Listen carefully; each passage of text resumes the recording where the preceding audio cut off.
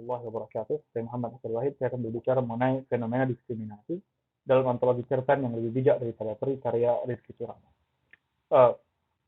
Seperti yang telah kita ketahui bahwa diskriminasi telah menemani peradaban manusia berabad-abad lamanya. Dan faktanya, diskriminasi merupakan salah satu sumber dari inequalitas sosial dari peradaban manusia itu sendiri.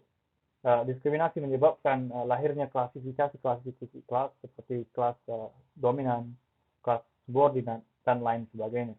Selain itu, diskriminasi itu sendiri juga mengakibatkan lahirnya anxiety sosial pada individu sehingga membatasi ruang interaksi publik, ruang interaksi antar individu dan individu lainnya.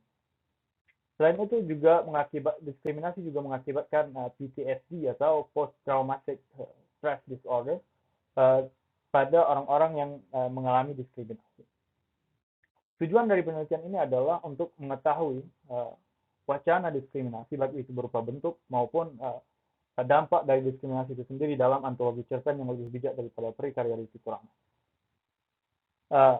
Pettigrew menjelaskan bahwa diskriminasi adalah sebuah aksi yang nyata yang biasanya dilakukan oleh individu dan kelompok yang memiliki prasangka buruk yang kuat terhadap individu dan kelompok lainnya akibat dari dorongan dari kultur, kemudian custom, dan juga kepercayaan, baik itu kepercayaan agama ataupun kepercayaan terhadap ideologi-ideologi sosial. Pettigrew mengklasifikasikan diskriminasi kepada dua kategori. Yang pertama adalah diskriminasi langsung, dan yang kedua adalah diskriminasi tidak langsung. Diskriminasi langsung adalah perlakuan melarang atau membatasi etnis tertentu, kelompok tertentu, atau individu tertentu untuk memasuki daerah atau area-area tertentu dari kehidupan, sehingga membatasi gerak dari kelompok, grup, atau individu tersebut. Sedangkan diskriminasi tidak langsung adalah perlakuan seperti pengafirmasian hukum, baik itu secara konstitusional ataupun hukum-hukum yang dalam bentuk komunal agreement, seperti status quo atau lain sebagainya, yang kemudian secara tidak langsung membatasi seorang individu ataupun kelompok dalam melakukan apa yang ingin mereka lakukan. Baik, bahasan pertama adalah diskriminasi langsung. Diskriminasi langsung dalam antologi cerpen yang lebih bijak daripada peri terbagi ke dalam 3 kriteria. Yang pertama adalah diskriminasi status sosial. Hal ini terjadi dalam cerpen Bagaimana Ayah Berhenti Merokok. Di dalam diskriminasi status sosial ini, status sosial dari tokoh kakak itu dijadikan sebagai alasan untuk tidak didengarkan, untuk menyampingkan pendapatnya. Seperti ketika tokoh kakak ini memberikan pendapat mengenai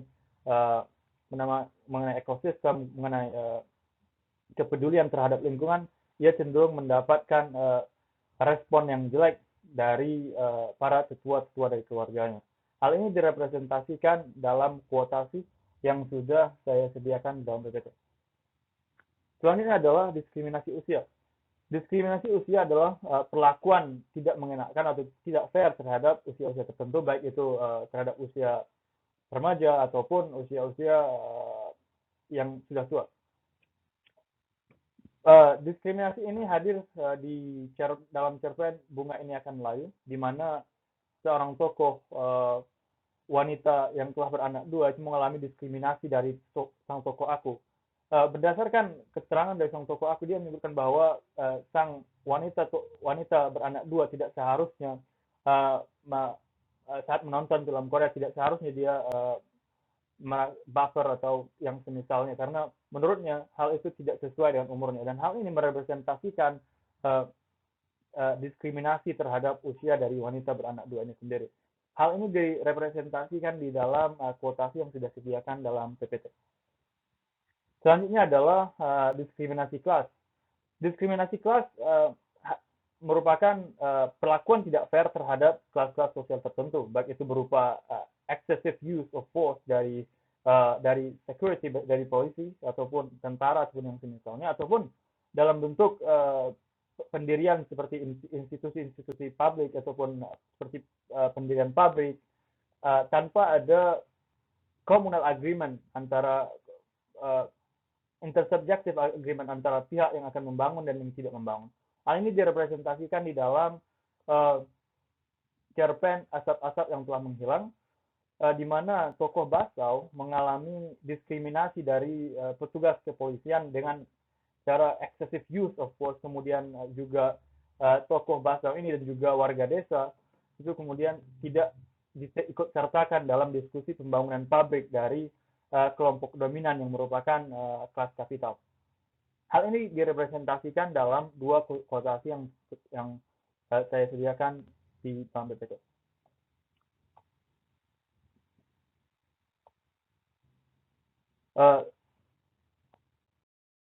Selanjutnya adalah diskriminasi tidak langsung.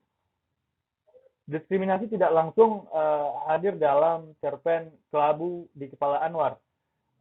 Diskriminasi tidak langsungnya hadir dalam bentuk pembentukan status quo, di mana tokoh Anwar ini tidak bisa melakukan apa yang seharusnya dilakukan karena adanya hukum yang sifatnya identitas normatif yang sifatnya adalah status quo.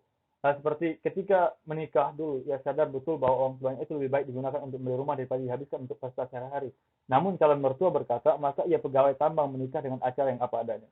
Hal ini merepresentasikan diskriminasi dalam bentuk yang tidak langsung, di mana tokoh Anwar ini tidak bisa melakukan hal yang seharusnya ia lakukan, yaitu menghemat uangnya dan kemudian untuk bisa digunakan untuk kepentingan-kepentingan di masa depan. Namun karena adanya diskriminasi ini, hal itu tidak dapat dilakukan oleh tokoh Anwar ini sendiri.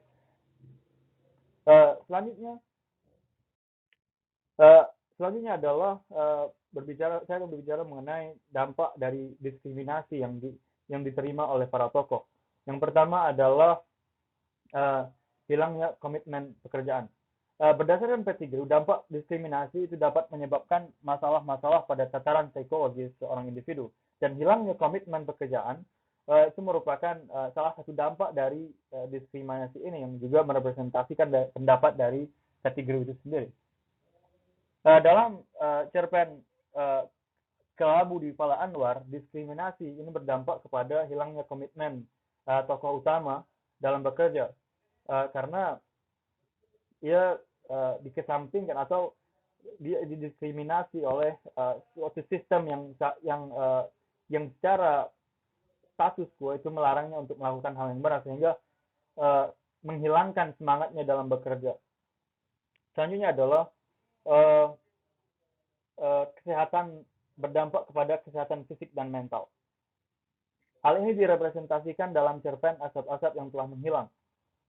Bentuk dari dampak dari diskriminasi, yaitu excessive use of force dari kepolisian tadi, mengakibatkan kerusakan pada tataran fisikal dan juga tataran mental dari para tokoh. Misalnya Basau yang kemudian kehilangan determinasinya untuk melakukan demonstrasi, dan juga hilangnya banyak sekali para anggota dari demonstran yang kemudian menghilang dari tatanan sosial, tidak diketahui keberadaannya setelah melakukan demonstrasi itu sendiri, dan juga fakta bahwa teman-teman Basau mendapatkan luka-luka di kepala mereka setelah demonstrasi itu dilakukan. Ini merupakan dampak buruk dari representasi dari dampak buruk dari diskriminasi itu sendiri.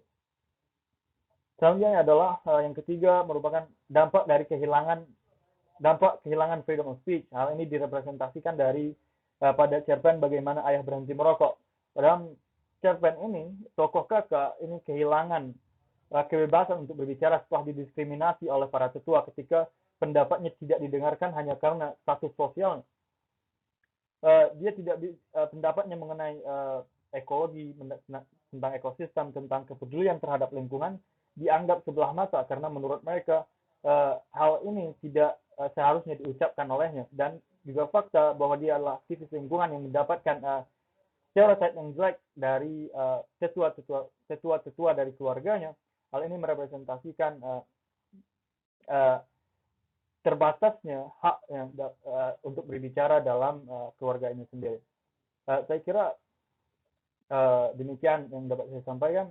Assalamualaikum warahmatullahi wabarakatuh.